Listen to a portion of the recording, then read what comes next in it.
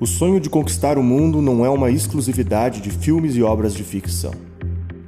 Desde a antiguidade, religiões, impérios, governantes e ideologias perseguem esse objetivo. A imponente frase, "o império no qual o sol nunca se põe", já foi atribuída a diferentes civilizações, retratando o sonho de dominar de leste a oeste do planeta Terra. Com o avanço da tecnologia, gradualmente apareceram formas de conectar pessoas de diferentes regiões. Navios, aviões, computadores, internet e celulares derrubaram barreiras que pareciam intransponíveis. Transporte, comunicação e comércio, realizados em escala global, passaram a fazer parte do dia a dia. Esse é o fenômeno que chamamos de globalização, e diz respeito ao crescimento do fluxo de ideias, bens e serviços entre diferentes países. Mas esse fluxo não acontece livremente. Cada país tem um governo, e esse governo tende a estabelecer limites na globalização, taxando produtos importados, não fazendo comércio com países rivais e bloqueando até a comunicação com determinados países. As sanções econômicas também são ferramentas para pressionar os países divergentes. Como o famoso caso de Estados Unidos e Cuba, quando os americanos tiveram as suas refinarias confiscadas e interromperam grande parte da exportação ao país caribenho. Em Cuba também não podemos acessar livremente os serviços de comunicação americanos, como Facebook, Google, YouTube e WhatsApp. Medidas que servem para propagar determinadas ideias e frear outras. Países como China, Rússia e Coreia do Norte seguem práticas parecidas. A globalização econômica e a divisão do trabalho mundial se tornaram uma arma internacional nas mãos dos governos. E para resolver o conflito de diferentes nações do mundo globalizado, nasceram instituições supranacionais. A ONU foi oficialmente fundada um mês depois do término da Segunda Guerra. Quase 3 anos depois, nasceu a sua subsidiária no campo da saúde, a OMS. A União Europeia foi fundada em 1993, com o objetivo de eliminar as fronteiras europeias e unificar o continente em uma única região. O grande afastamento que temos dessas instituições pode nos levar a crer que são organizações científicas, apolíticas e apartidárias. Vamos olhar mais de perto o caso da OMS, tão importante na crise do Covid-19. A instituição que tem determinado as políticas públicas globais é uma instituição política. Seu presidente é escolhido por votação dos 185 países membros da instituição. O último presidente eleito foi Tedros Adhanom. Nos anos 1970, Tedros estudava na Etiópia, quando conheceu seu colega chamado Meles Zenawi, líder da guerrilha armada que tomou o poder no país. Tedros e Zenawi participaram juntos da guerrilha e da cúpula da Frente Revolucionária. Quando derrubaram o regime vigente e pegaram o poder, Zenawi tornou-se governante número 1 do país por mais de 20 anos, até a sua morte em 2012. Durante grande parte desse regime, Tedros foi ministro da Saúde do regime ditatorial etíope. Quando saiu candidato para a presidência da OMS, com uma campanha apoiada e financiada pela União Africana e pela China, gerou revolta no próprio povo. Páginas de petições contra Tedros e um documentário denunciando fracassos de sua gestão foram feitos, o acusando de ditatorial, falsificador de dados e ineficiente. A briga no país é antiga. Em 2005, após a eleição do partido de Zenawi e Tedros ter indícios de fraude, o povo da Etiópia promoveu uma manifestação que resultou na morte de 199 manifestantes. O fato não é isolado. Constantes prisões, torturas e assassinatos são denunciados por institutos e cidadãos etíopes mundo afora. You are a dictator. You are committing crimes against humanity. Don't talk about food without freedom. We need freedom. More than food. We need freedom. Freedom, freedom, freedom. Meles Zenawi is a dictator. Meles Zenawi is a dictator. Free Iskandar Nega and all political prisoners. Okay, thank you. We've heard from you.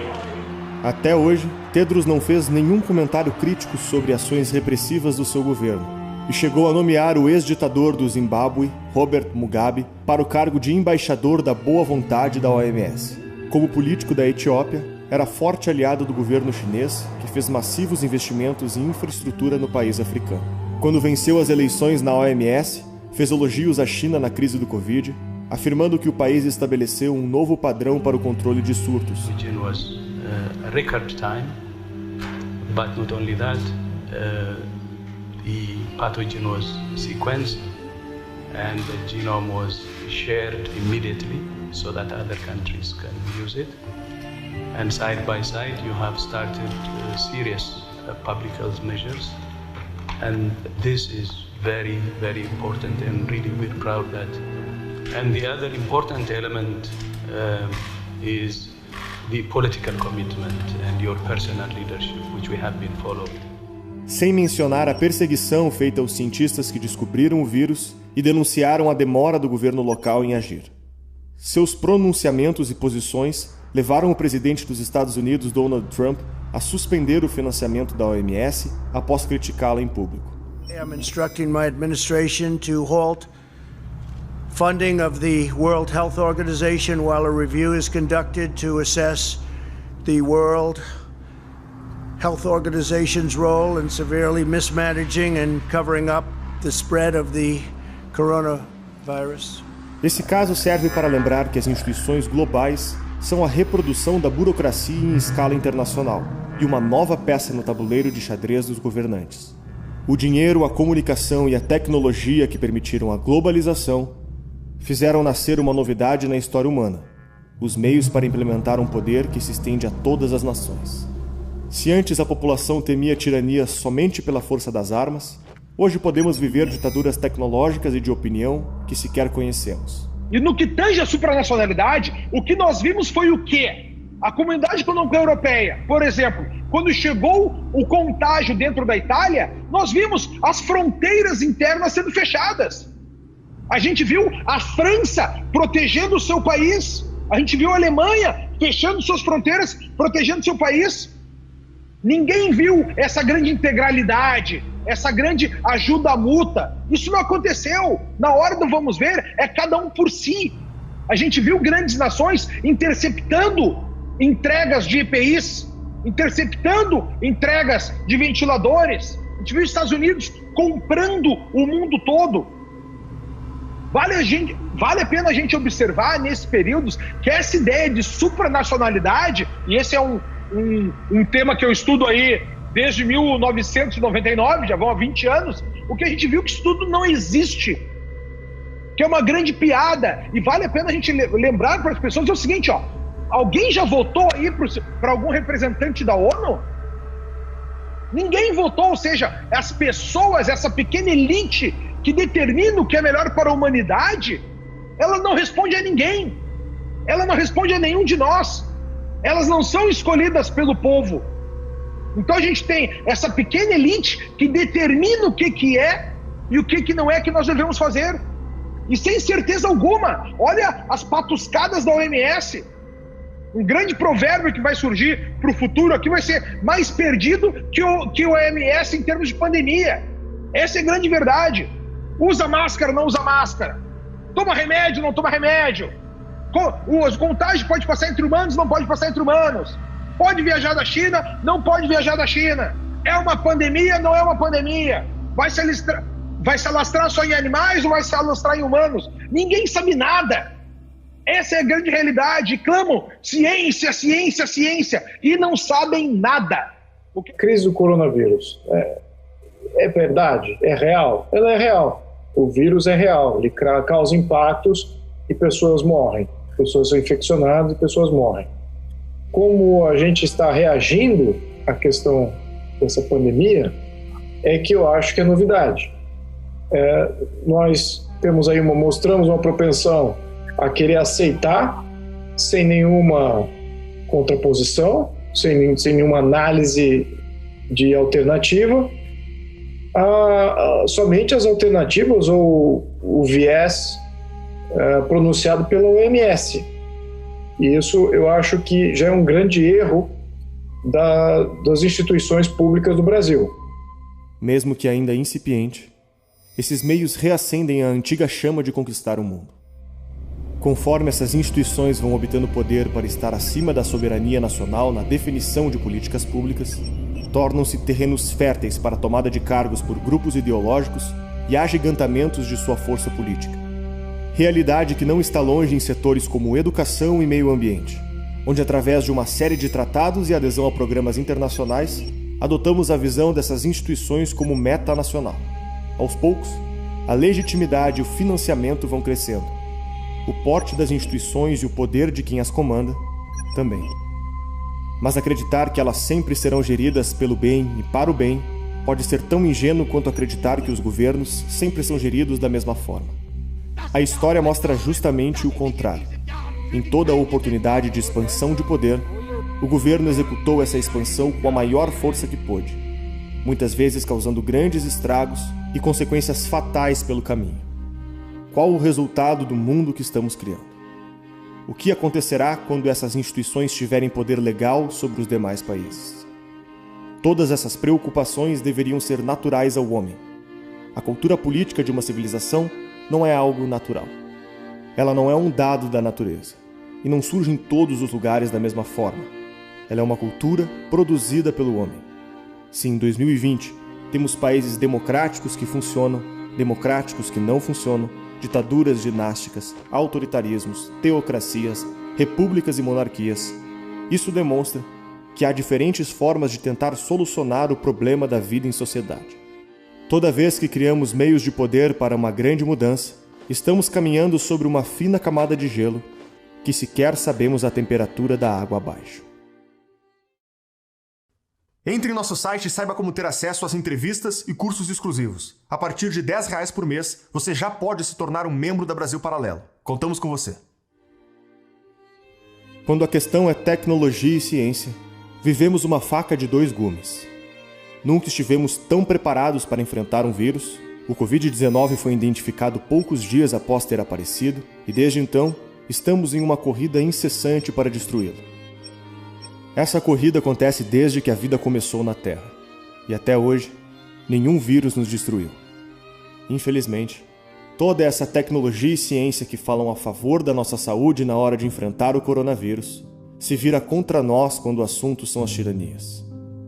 As maiores instituições que existiram no passado, da Igreja Católica aos grandes impérios, nunca tiveram tantos meios de controlar as vidas humanas como existem agora. Rastreamento de localização, controle da economia, controle da informação privada, controle da informação pública. Já implementamos a coleta, o rastreio e o acompanhamento de dados em praticamente todos os aspectos da vida humana. Nenhum ditador na história da humanidade teve tudo isso a seu dispor.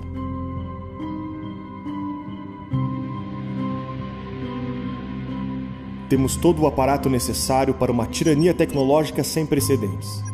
E se um dia deixarmos esse momento chegar, teremos transformado o que parecia progresso e desenvolvimento no nosso pior pesadelo.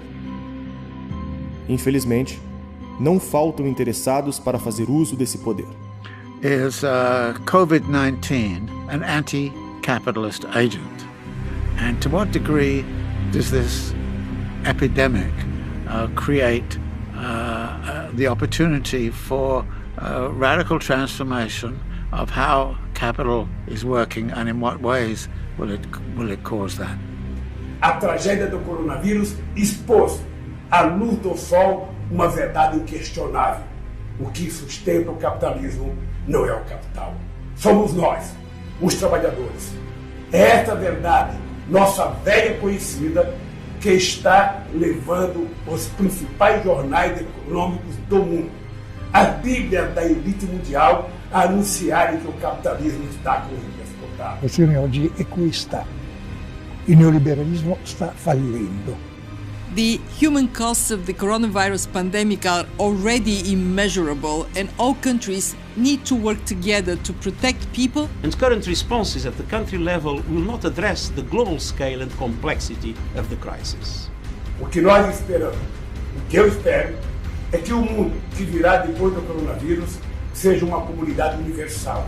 Des réalités métanationales, supranationales, où ces États s'associent pour traiter les problèmes les plus fondamentaux.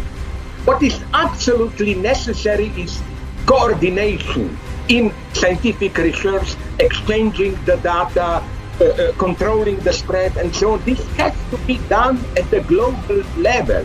This is a moment that demands coordinated, decisive, and innovative policy action from the world's leading economies. prestígio, ele quer uma China ainda mais forte no plano internacional. Foram necessários 300 mil cadáveres para a humanidade ver uma verdade que nós, trabalhadores, conhecemos desde o dia em que nascemos. Perché la lotta di classe è la nostra vita. La lotta di classe è sempre stata la nostra vita. Cioè... L'Organisation des Nations Unies qui est très faible. Nous n'avons aucune instance de décision planétaire pour les grands problèmes. Putin saying today, nobody listened to us. It's time to listen to us now. Ele disse que chegou a hora do país assumir uma posição central no mundo e que ele foi o início de uma nova era de socialismo com características chinesas. My central message is clear. We are in an unprecedented situation and the normal rules no longer apply.